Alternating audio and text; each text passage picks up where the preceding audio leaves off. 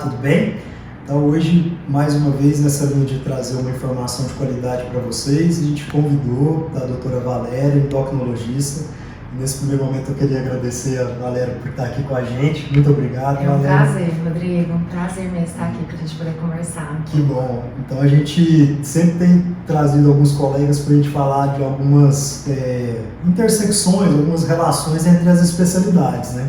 E a endocrinologia com a gastroenterologia não é diferente, né? Sim. A gente tem, assim, uma vasta gama de assuntos para tratar, então a gente vai tentar falar de alguns assuntos, né, Valéria? Sim. E a Valéria, ela é endocrinologista e dentre as patologias que ela acompanha a obesidade.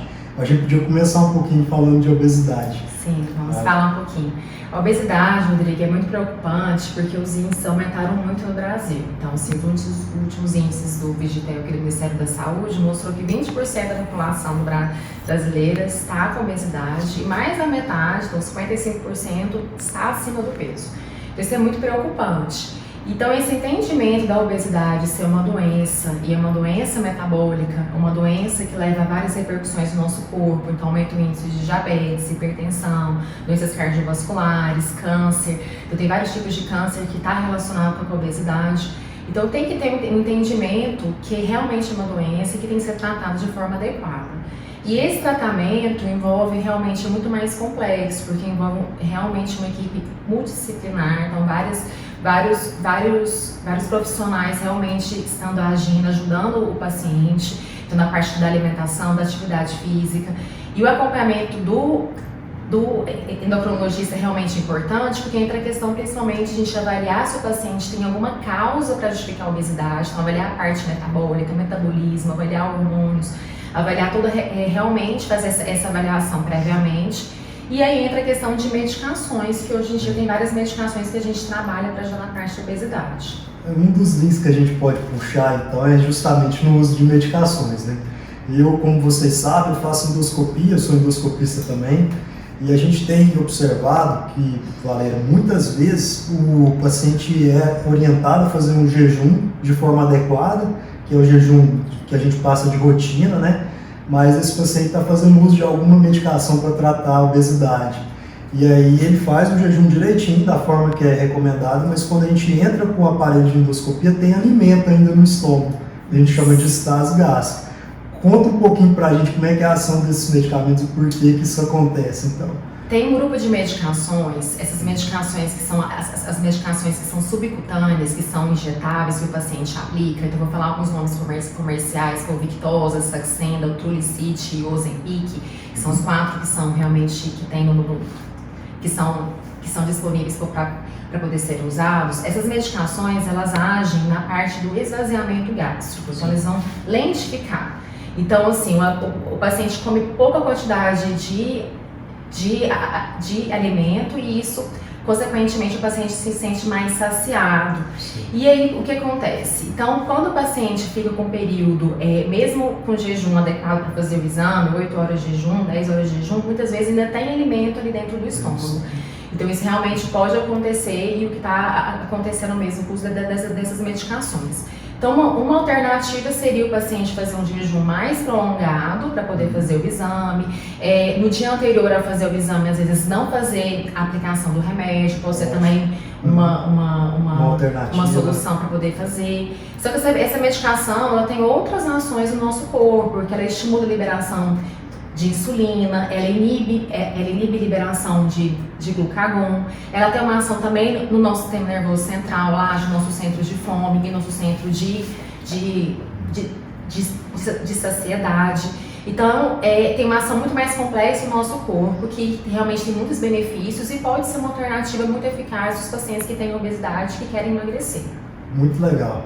Então fica a dica, né, para nós, assim, a gente já tem pensado nessa questão, então a gente vai orientar a partir de agora os pacientes que fazem uso dessas medicações, conversar, é claro, com o endocrinologista deles, né, o médico que acompanha, que prescreve essa medicação para ver qual é a melhor solução, se é um jejum mais prolongado ou se é a suspensão um dia antes do Sim, não tem nenhum problema, não vai atrapalhar o tratamento de forma alguma. Porque o mais importante é manter o tratamento adequado, né? Sim.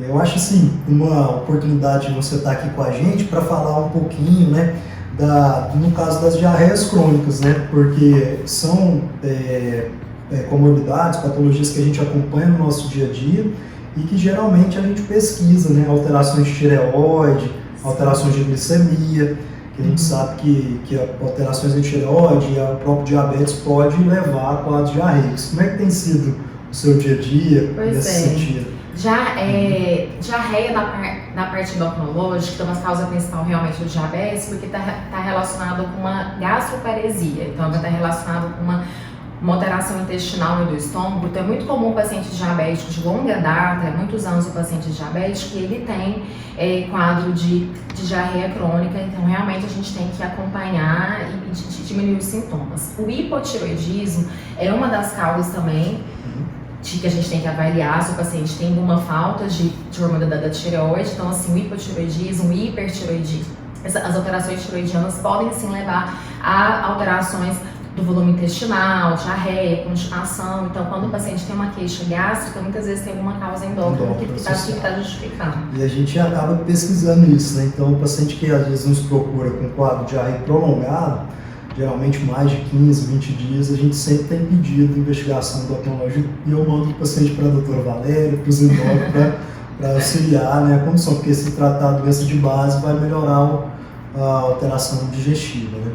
Eu acho que uma coisa importante que eu acho que a gente tem visto também no nosso dia a dia é quadro de doença do refluxo associada a esses pacientes que usam essas medicações que a gente comentou um pouquinho, para a gente não perder essa chance de falar, né? Você tem visto muito isso também?